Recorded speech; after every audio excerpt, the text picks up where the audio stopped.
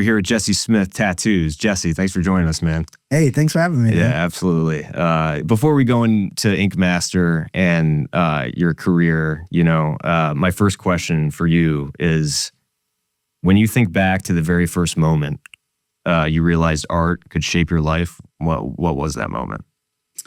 Man, it was probably, I was in the Army back in 1996, 97. Thank you for your service. Yeah. And I started drawing caricatures at Busch Gardens. And that was where I first started making money off of my art. Yeah. And I was like, oh man, I'll just be a professional caricature artist. So yeah, that was probably the first time where I started realizing I could make a little bit of money off of my tattoo or my artwork. So nice. Yeah. You lived in Germany as well for a little while. So tell us about that. Yeah, so my dad was in the Army, so we just moved all over the place, and Germany was one of the places we lived. That's where I got exposed to graffiti, which has kind of shaped the artist that I am today.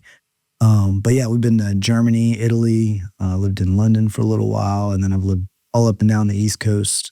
I lived in Texas, Colorado, so all over the place, yeah. And do you think like doing graffiti and living in Germany, do you think that, shaped your style today? Big time. Yeah. I mean, graffiti, I don't know how much you know about graffiti, but it started in the US, up in New York, back in I think it was the 70s or so. And then Germany took graffiti and just took it to that next level.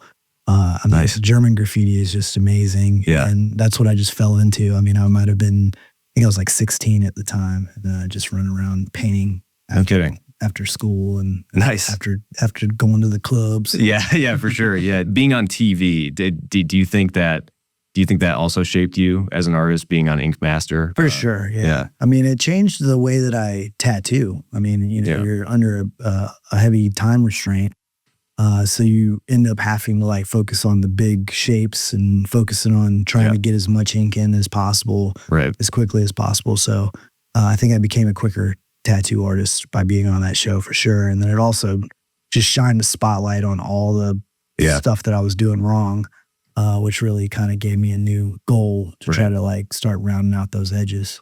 We always wonder, is Ink Master truly what it is? Like, is it, is it exaggerated at all, or? It's about as real as politics. It's like they take the sound bites and they kind of put them where they need to put them, and so you got like, I mean, we record for 12 hours a day, 8 days a week, 7 days a week. Wow. And they chop that down into 42 minutes of an episode. So they're filtering it down, they're taking facial expressions, putting them in certain places where maybe they don't belong.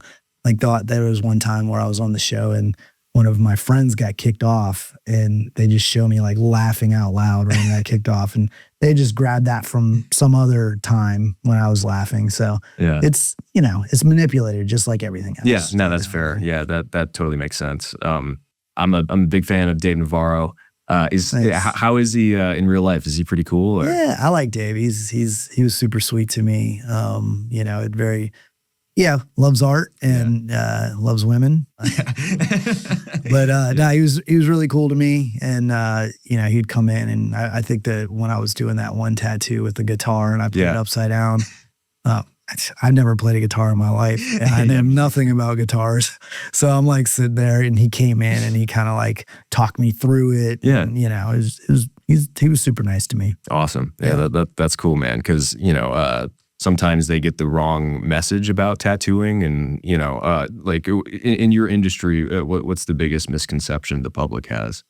I think those shows make everything look like they're happening faster than they actually are. So people come in, they expect to get like a full sleeve in a very short amount of time, and then of course, with the time, they expect it to be cheaper as well. So I think those are the things. A full sleeve will take me 40 hours to tattoo. Jesus. God, on that TV show, it'll take 3 minutes, So. Yeah. Oh, yeah, right. Yeah, exactly. Obviously, we have a lot of politicians on our show and a lot of professors. Do you think the political climate affected the tattoo business? I'm more concerned about AI than I am politics. I think AI is just going to completely devour, a good majority of our working class. And I think that that's really going to mess things up. And that's where I feel like a lot of our mental energy should be going is how are we going to pivot when that happens? Yeah. You know, what are we going to do when people don't have jobs? You Right. know, are we going to do some universal basic income or something like that? You know, And that's what I mean. You know, like the Sora app, and like, don't get me wrong, we all fuck with the Sora app. Right. Like it's fun to use. However, you know, from people like you, like creative visionaries, it's worrisome, man. Sure. Even video editors, including myself, and people that really dive into the arts, people are freaking out, man. I mean, you know, I've tried to think about this a bunch, and I do think that there is this kind of like interesting thing. So, you know, back in the days, it was kind of like if you were a musician, you had to go through the music industry and, you know, the gatekeepers per se. And then I feel like as time's gone on, it's kind of given us all the opportunity to kind of, you know, kind of run our own businesses from the ground up. So right. I'm hoping that what's going to end up happening is, you know, instead of having to edit, you'll spend that time doing other right. things, interviewing or creating content, or even, you know, for example, with myself, it's like if I wanted to get a person to animate a piece of my art, I had to go find an animator right. that I jived with that could see my vision as well, and so on and so forth. I have to go find someone to write the story, etc. Now I can kind of use ChatGPT if I right. want, or go into some. I mean, it's not completely there, and I haven't right. done it yet. But you know, I'm seeing the forward movement of this, and for sure, eventually I'll be able to make my own cartoon from the ground up. Now, granted, you know, who's going to be able to afford to pay for that? Yeah, dude. Yeah, exactly. It's like, well, it'll be good to be able to see your vision yeah. through. And if we did get something like universal basic income, then it would just be us creating and having fun. Yeah, absolutely. And, a lot of what you deal with is like AI ethics. Yeah, I mean, I wrote my senior thesis. I recently just graduated from Bowling Green State University. Nice. Just about 2 hours north of here. And I talked a little bit about AI in that thesis paper. And my big worry is like, it needs to be used as a tool, I think, because I think there's so much potential with it for to like expand our creative possibilities. Yeah. But I don't want it to like completely replace it. You know, it's similar. Like as a student, I always wanted to write my own papers. Right. I could use an AI tool for research or something, but I would never want the AI to write a paper for me. It's not my paper at that point. Right. Yeah, they're going to be calling you a boomer here soon. yeah. And they're like, this guy, he writes his own papers. Crazy. In that era of political polarization and pressure, have you seen people's reasons for getting tattooed change at all? I mean, I don't think so. I mean, not for me. I mean, everybody just gets goofy cartoons from me. So it's like, they're not like, I want a goofy Donald Trump cartoon. Oh my God. Like I'm just imagining that now. My favorite piece of yours is, I think it was, I don't know. I think it was a piece you did on somebody back in like 2017 or 2018. I can show it in the edit. Spaghetti balls. Oh yeah, spaghetti balls. I'm not. It is this dick that like has spaghetti coming out, and it's like it's slashed, like the head is slashed. I mean, it is so fucked up, man. Yeah, it's crazy. The guy, I mean, it was big too. It was probably, you know, it was from here to here. Oh my God. Wow. And yeah, I remember I did that out in LA, and this guy was like, yeah, man, because I had another tattoo. It's called the swinging dick, and very interesting story behind that one, but essentially, this guy came in and he wanted a swinging dick tattoo. So I did that one. And then from that, other people were like, oh man, I want to get another dick tattoo. And, you know, everybody's kind of joking about it. But I always had this idea in my mind that I wanted to do a monster cock. And the funny thing is this guy came in and he was like, hey, I want a monster cock. And so I drew one of those. Yeah. And the guy was like, no, I want a monster like rooster. And I was so frustrated because I had this like vision in my head of what I wanted it to be. And so I would tell people that story, and eventually a guy was like, dude, I'll get it. Yeah. And so that's what that was. So wow. God, that's wild, man. Your artistic worldview, like, has it changed since you first started tattooing back in 98? You started in 98, you said? Yeah.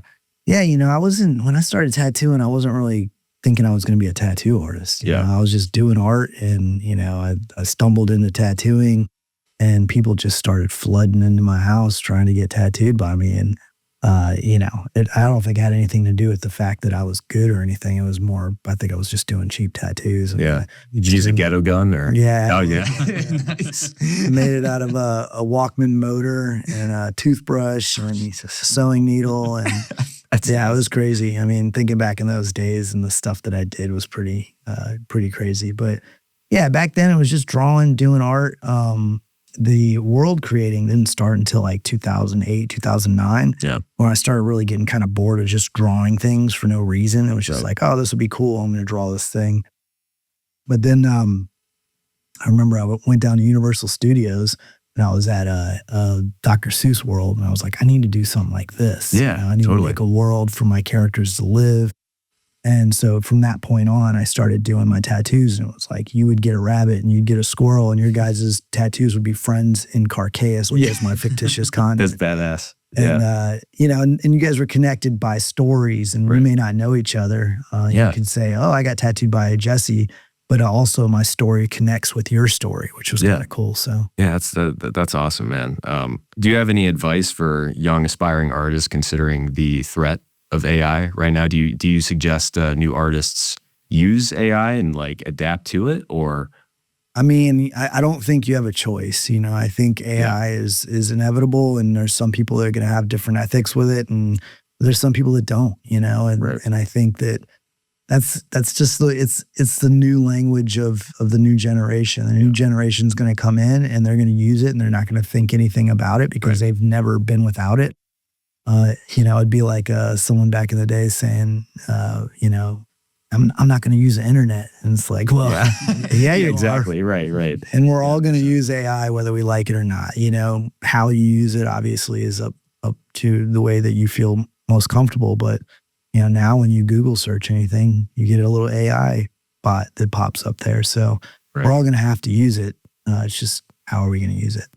When you're working on your, sketches and your designs, do you ever use it yourself right now, or? Indirectly, I do. So what I do typically, because I draw everything on the skin. Yeah. So a lot of times what I'll do is like, let's say you wanted to get a squirrel, I'd be like, I'd create a mood board via Pinterest. Oh, now gotcha. Everything on Pinterest is AI, and when you Google search for references and stuff like that. So I'll create a mood board of a bunch of squirrels, different types of characters and stuff that are already existing. And I'll say, okay, what do you like? What color palettes do you like? What style do you like, et cetera? And then I'll work off of that from reference. But so yeah, I guess I'm using it as reference, but I'm not proactively going in and creating AI images to work off of. And I've used it a little bit for backgrounds, like if I just want to toss a background into a tattoo or something like that, I'll create like a lagoon scene or something like that and just put it behind my tattoo. So gotcha. Yeah, as a video editor and content creators like ourselves, our main threat right now is just Sora. It affects everybody. It's pretty much the new Manhattan Project, and I don't want to sound like a doomer or whatever, but like that's pretty much what it is. I mean, the race is here. It's it can't be stopped. I mean, unless there's like severe regulation. If like, let's say the United States doesn't develop AI, some other country will. It's just inevitable. So, and I would assume the same goes for artists. Like if you say like, I'm not going to use AI at all, somebody else is just going to use AI. Right. And that's the scary thing is, how do you balance that? Yeah. It's hard to tell. Yeah, exactly. Yeah. What is that balance? Well, that's happening in the tattoo world. There's artists out there that don't have an issue using AI. And they're doing great tattoos, and they're utilizing it. And when it comes to a client doesn't care whether you use AI or not. Most of them don't. They just want a really cool tattoo. Yeah, for sure. So yeah, I mean, it's very concerning and very worrisome. But I mean, I try to not focus on the things I can't control. Try to focus on the things I can. Yeah. And in the end, I can't stop someone from using it or any of that. And we're not going to stop this from happening. So how do we, as in us three individuals here who care at some capacity, how do we affect and change and smooth things out where they start getting rough, Right. Our solution is to sit down and have conversations with people like you. I mean, I guess I could add like, I think the big thing is you don't want it to replace your autonomy is the big thing. I think that's like, least from my like standpoint, from a guy who studied philosophy, that's like the focus for me is like, you don't want it to replace your own decision making, your own autonomy, your own thoughts. Like you want those to be unique. They can be aided with AI. I think that's fine, but for the most part, but you don't want it to replace it. I think the unfortunate thing is it's already shaping our brains, you know? Yeah. And with the algorithms, it's like one person's in a MAGA algorithm and it just completely shifts their brain. I mean, or whatever which way, you know, I mean, both ways. I have some friends of mine who I love dearly who get into those algorithms, and I'll have two friends that don't even know each other, and I'll talk to them and they're saying the same thing because their algorithms are pushing them in the same direction, which is kind of scary. You know? Yeah. When you sign up on these social media apps, and another speciality of yours is like, I know you wrote a little bit about the terms and condition with some of these apps, and 99.9% of people don't really read. You can't read it. No, you can't. Yeah, and that's what I mean. It's like people are unknowingly giving up their consent to be a part of these different algorithms, and it's dividing the country. And I feel like art can bring it back in some way. Yeah, I wish I thought we could do that, but I don't have confidence in myself, at least to tie some of these things back together. I mean, that's the part that really bothers me. I mean, my girlfriend, she leans left. My best friend, he leans right. And you know, if I talk to my girlfriend, I'm a Nazi. If I talk to my my best friend, I'm a libtard. So it's like, you know, and it is, you know, when you get in these algorithms and they've convinced you that anyone who thinks like this is this, you know, a lot of times I find that we're talking past each other. It's like someone's talking about, you know, women's rights, and then another person's talking about gun rights or whatever. And it's like, well, if you believe in gun rights, that means you don't believe in women's rights. And it's really, you know, like straight down the center. You know, I empathize with people that have centrist views because they, right now in this time, like they feel like they're in the middle of a tug of war. Yes. So it's just constant. Exactly. That's exactly how I feel for sure. And what are you, Devin?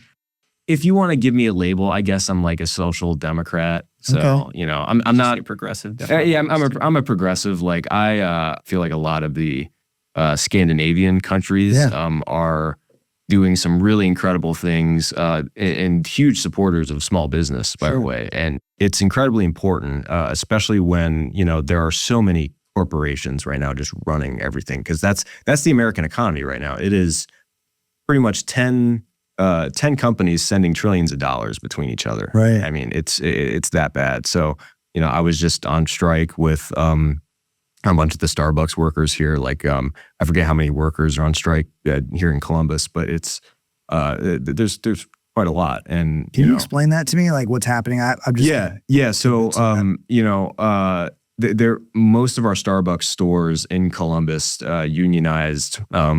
I forget what year it was, but most of those stores are unionized, and you know they're asking Starbucks to, you know, bargain in good faith, because a lot of those guys are making, you know, $15 an hour. And, you know, right now that's just unsustainable. It's just, it doesn't work. I mean, especially when rent is increasing. I know in Columbus, it's a lot cheaper than like cities like New York and LA and all these big cities. But I mean, you know, the cost is rising. We have a lot of people moving in here. But yeah, it's just people feel stressed. They have nothing left to lose. And they're just like, you know, we're going to sit on this picket line for however long until we get a fair contract. And they're not even asking for that much. They're asking for fair wages, better benefits. And, you know, that's really what it comes down to. And like a lot of these corporations, they're not bargaining in good faith. They refuse. I mean, you know, especially when, you know, a company's worth billions upon hundreds of billions of dollars, you know, you can just milk your workers as much as possible. And that's the fucked up thing about it. But I'll say that, you know, if I could play devil's advocate here, and I'm not, you know, whatever with billionaire companies. I'm 50. I remember. In running my own tattoo shop, you know, you realize and kind of being in a position where you're in control of people's salaries, how much they're getting paid. You know, there's a bigger picture that I think a lot of people don't see. It's like, well, if I pay these people X amount of dollars, then where does that money come from? That money has to come from here. If that money comes from there, how does that affect these people, and so on and so forth? We have to raise our prices. So then it's going to affect the person who's, buying a tattoo, et cetera. So I feel like a lot of times, prior to opening a tattoo shop, I would be like, screw the government, screw corporations and all that stuff. But then getting in that position, you're kind of like, you realize that there's a lot of negativity that's projected onto the purpose of why you're doing things. So if I decide to move this thing from point A to point B, someone's going to say, oh, he's doing that because he's greedy, or he's doing that because he likes this person more, or whatever the reason is. Whereas I'm looking at the big picture and I'm saying, well, if I move this piece here, then that's going to help the ecosystem if you have good intentions. Yeah, exactly. And I think a lot of times people want to project negative intentions on, corporations, and maybe they are. I don't know. Yeah. And sure. Like I think a big part of that too might be like, we talked about these algorithms, there's such a pressure and like a force to just make people angry, right? Yeah. And especially like if you go on social media, especially if you're a young person, you might see people doing more things than you, and you might feel like, oh, I'm not making as big of a difference in the world or something, and that could have a really negative effect on your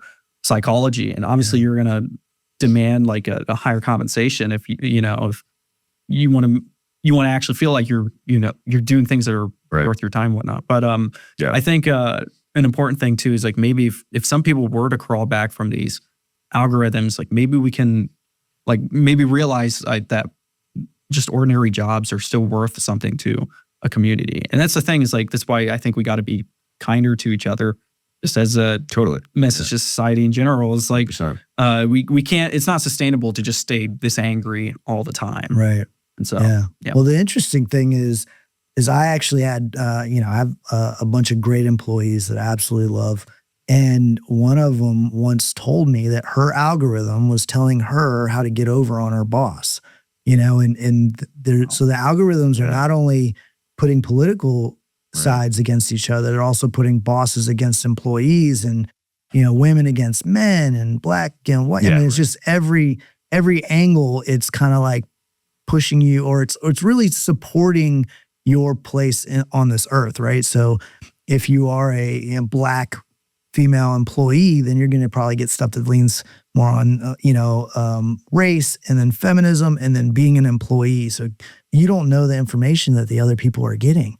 So you're sitting there and you're just doing your own thing. And next thing you know, you step on a landmine. And you're like, how did I step on that landmine? Right. Well, you said the word lighter. And it's like, well, what's wrong with that? And it's like, well, you don't know. My algorithm told me that lighters are bad, And it's like, yeah. And I've found myself in that position multiple times where I'm just sitting there talking to someone, and I say something and they just get really angry very quick. And I'm like, what's going on? What happened here? And they're like, well, that so-and-so is not supposed to be like this or that or whatever. And you're like, I didn't know that. I mean, how am I supposed to know that? I'm not in your algorithm. You know, it's not like back in the days where we all watch the same news and the same TV shows and the same movies.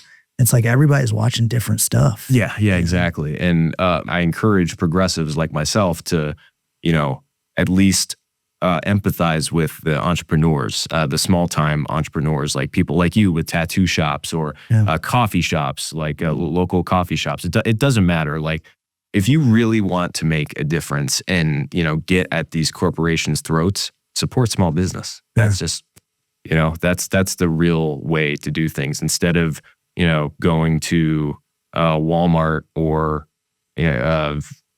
Target for groceries. Like, try to find a local, grocery store. Actually, it really depends on where you are, honestly. Because I think it's just important to because local businesses and small businesses build character in these smaller communities, and even in these big cities around the country. And so I think it's important to not lose sight of that. I talk to some people who are like, well, if you can't offer employees this many benefits, and you shouldn't be running a business. And I'm like, well, I mean, it's kind of hard to just get off the ground as a small business. You're going to have less leeway.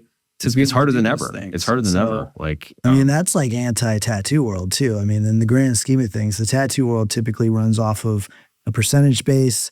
You make your money, independent contractor, we get a percentage, et cetera. When I opened up Loose Screw, my goal was to create somewhat of a socialistic situation, like provide benefits, provide 401, stuff like that. Good for you, man. That's good.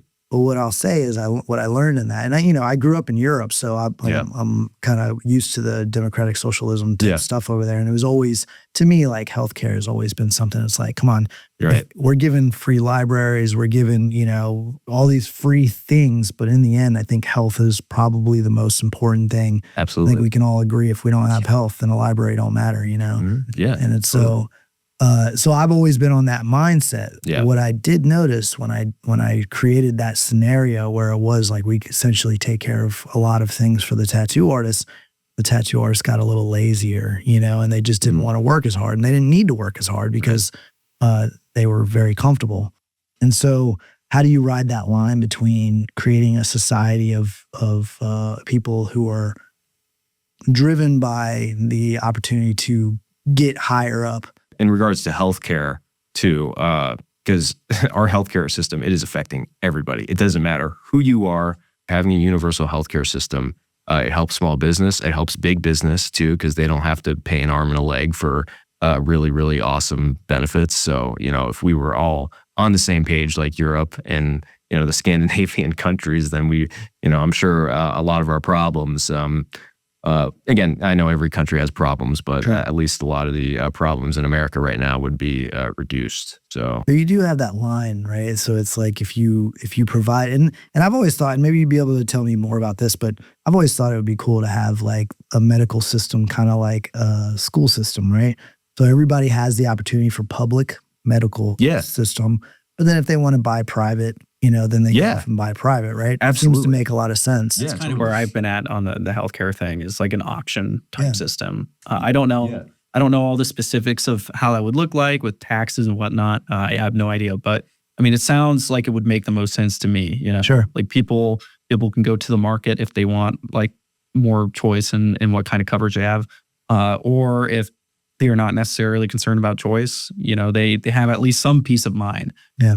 It's a slippery slope. I think like we have enough money in this country to move into a public healthcare system. However, like there are people out there that prefer private enterprise. Like there's just people out there that could be beneficial for some people. Yeah, it could. Like I don't know. Personally, for me, like if I could get on if I could get on Obamacare and it would be like cheap or free, or I would. But it's like everybody, I think, has different needs, and I think that's to me like the appeal of like an option type system. Some people are going to have more healthcare needs, some people are going to have less, and I think like an option system might be the best way to approach that in general. But I mean, it seems logical, and it's the same thing as like the U.S. Postal Service is like, it's not great, but you have the choice if you want to go, to UPS or DHL or any of those other for sure firms, FedEx. That makes sense. Yeah, and I think having those options, and I think that we should have a base to kind of help out the people who maybe don't care or want or can afford the higher up. I mean, I think most private schools, and granted, I don't know a lot about private schools, but I assume most private schools are better than public schools. Oh, yeah. If you're willing to pay for it, you get it. For sure. I know you mentioned with like running a tattoo shop, it's more 1099 based. Well, all my artists are employees, which they hate. They don't want to be employees, which is, and that's the thing is like, I'm not quite sure in the tattoo industry, being an employee is looked at negatively. But in order for me to be able to offer medical insurance and dental insurance and all those benefits, I had to turn everybody into employees.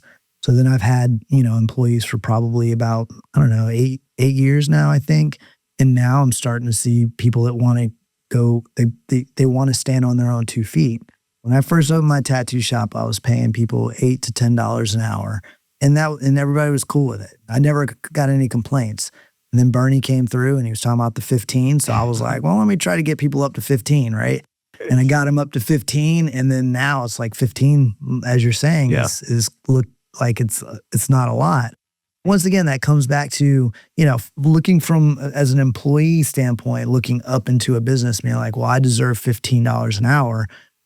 The other thing is the business person is sitting there like, can I afford more than $15 an hour? Especially as a small business, it's like, well, where does that money come from? And if I was paying myself millions of dollars, then it'd be like, of course, take it out of my Ferrari, you know, whatever. Right. Yeah, but I'm not. So it's like when I sit there and I look at the money and I'm like, I think I pay myself $60,000 a year or something like that. Yeah. You know, and it's like respectable. right. Considering, wow, that actually kind of shocks me coming from somebody that has a large following and, a huge reputation. I figured, you'd be making like $500,000 or something crazy. Yeah, I wish. That'd be great. I just, what am I going to spend that money on? Me personally, I'm more interested in spending that money on my business, my art, and everything just goes right back into the business. I mean, I've got a decent amount of employees. It's like I could have less employees and pay myself more. And so if someone's going in with bad intentions and they're in there, you can kind of feel some of these people by the way that they act. Like when you go out to dinner, it's always weird when check time comes and stuff like that. Those specific people, if they're running a business, they're probably gonna be more successful financially, but that's not exactly the person I want to work for. Yeah. I want to work for someone who's trying to create a good ecosystem and who's trying to has empathy for the people that are below them. Right. So. Yeah, exactly. And that's why I find you so respectable is that you don't shy away from these conversations. Yeah. Because a lot of people in corporate America right now, they will not they will not have these conversations. They won't tell their workers how much they get paid, or they don't like the fact that you're even open about it is like that. This is the right direction that we need to be moving in. Period. And in regards to being an employee as a tattoo artist, you just mentioned before that like a lot of them don't like, and they would rather be like their own like sole proprietor or entity, independent contractor. Really? Yeah. God, I mean, I just don't think they totally understand what it like. So we have to pay 50% of their FICA, 50% of their Social Security. I mean, I was just looking at one of my employees the other day, and I was like, I think they pay between the two of them, it was like $4,000 a year.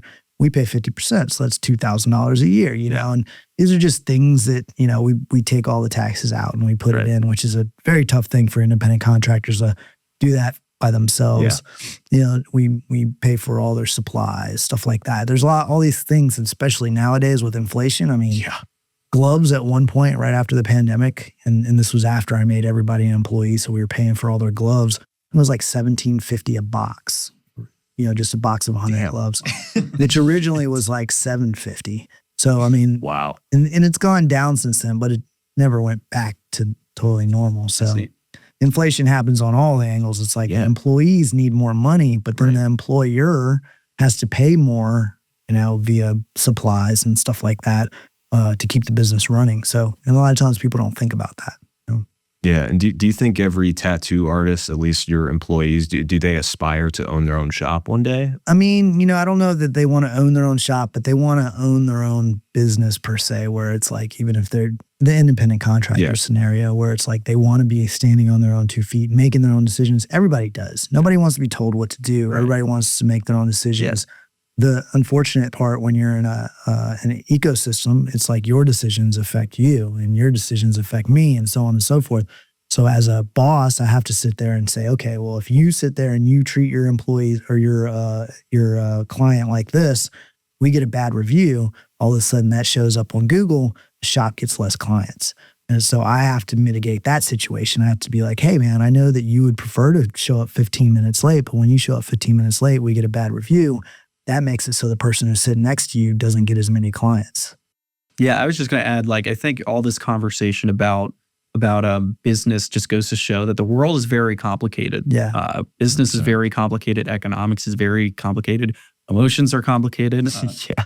Just like when people talk about anything that's business related, it's probably a good idea to just temper any of the expectations you may have based on what media you consume, and just get out and talk to people, because I see a lot of people, they read so many horrible things about businesses online, and there are businesses that do engage in bad practices and stuff. Sure, of course. But and those are the ones that the algorithm shows you. You right. Everything. But the important thing is just that I think most people, especially with small businesses, I think have good intentions, and also people can have good intentions and do things that are also might be have negative consequences Sure. by mistake. Like that happens as well. And I think I the make important tons of thing is to mistakes, just be too.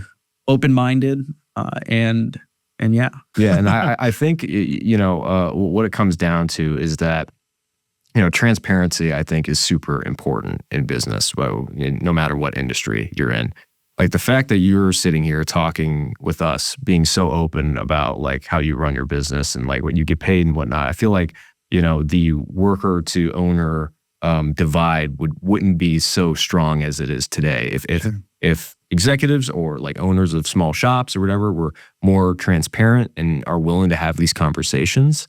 That would be a huge benefit, because that's all they're asking for. Like I was talking about the Starbucks workers on strike. Like all they're asking for is mainly just transparency, a seat at the table, and a living wage. And Starbucks makes like $900 billion or whatever, so something crazy like that. So that's they're not asking for anything unreasonable. So I'm glad that the tattoo industry and like the creative arts really emphasizes that, hey, this is important. Let's have these conversations. Let's talk about it. So Jesse, seriously, thanks so much for joining us, man. Yeah, thanks for having me. Yeah, totally. And you are welcome anytime into the studio. And the fact that you're even in person, because sometimes we do these remotely too. The fact that you're in person is just makes it a hell of a lot better to face to face. You know what I'm saying? So Awesome, man. It was a pleasure. I appreciate it.